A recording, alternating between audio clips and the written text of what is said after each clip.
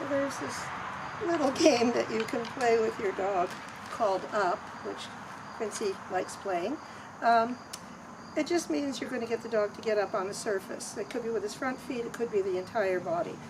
What we use it for, it's fun. It can teach the dog to be comfortable on different surfaces, but mostly we want to use it as kind of a distraction.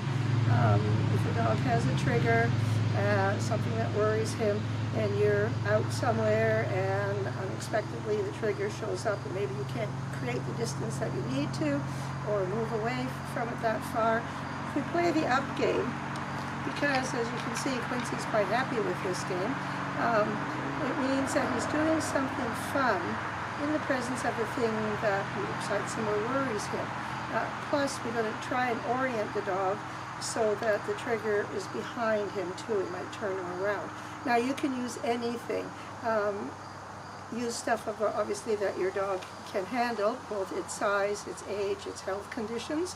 And you want to start probably with something lower so that they can practice that behavior rather than trying to get up. Trying to get up on something that is physically difficult for them, or something that they're worried about. It needs to be something they're comfortable with. So to start it, you just have your dog on the other side of the object, and you just lure them to step forward until they put both feet on it. You don't see that. And you keep repeating that until the dog is quite comfortable about stepping with both feet on the object. And that's why it could be good to start lower rather than higher. So a higher thing, at the end, would be something like this stool. How small is your dog? Or how big is your dog? Yes. So no problem for Quincy. I'm big. Yes. Because it's a good height for him and he's physically capable of doing it. It also moves a bit when he gets off, which is not ideal when you're training, but he's quite used to it, so it doesn't bother him any. You can also, can you find it? You can use anything in your environment. You can teach them at home at first, of course, so they get comfortable with this. So there's even another trick where he kind of comes on the lower thing first and the upper thing.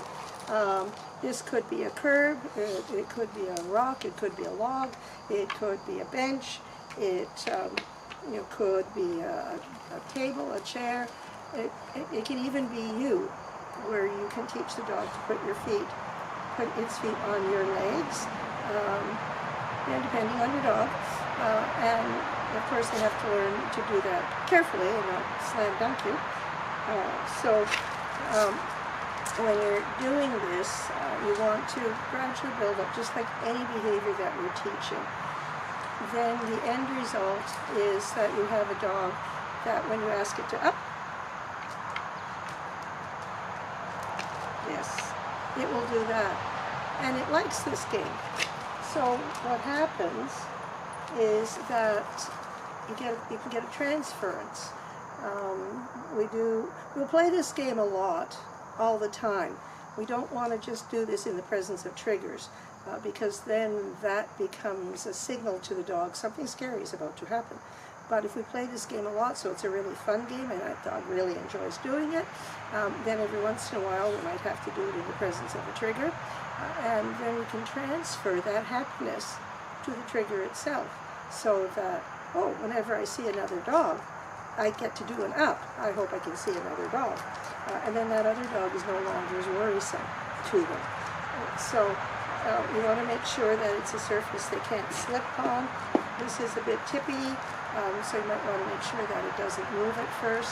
If you're working on something elevated, stepwise, say you want to go to the bench and to the top of the picnic table, or you want to climb up on a rock, you want to take that step by step. Unless you know your dog is really into the game and is really into jumping up higher. So just practice this on all sorts of different things. Use it on your walks. And then when there's an instance where you want the dog to be focused on something else other than its trigger, you'll have another game that you can play.